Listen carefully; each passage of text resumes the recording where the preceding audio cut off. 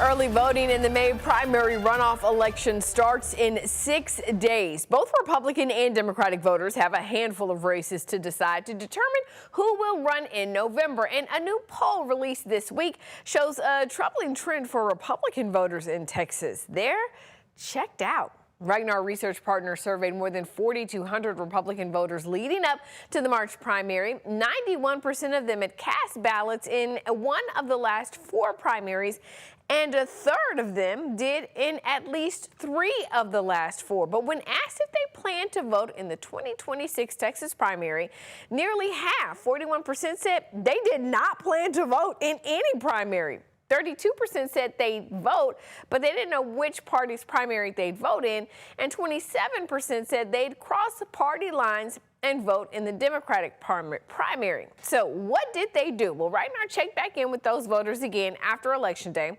and more than half of them did, in fact, seek this one out. 35% voted in the GOP primary, it turned out. 13% went ahead and voted in that Democratic primary.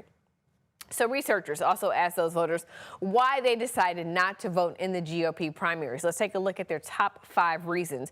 28% of them said they were happy with the direction of the Republican Party. 13% didn't know why or refused to give an answer.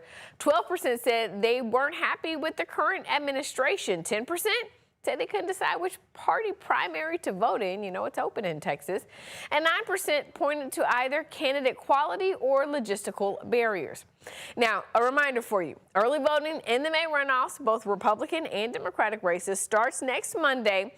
It runs all week long until Friday, May 22nd. And don't forget, Election Day is Tuesday, May 26th. And as always, if you have questions about the elections, we've got answers. Just text the word VOTE to the number on your screen there, 512-459-9442.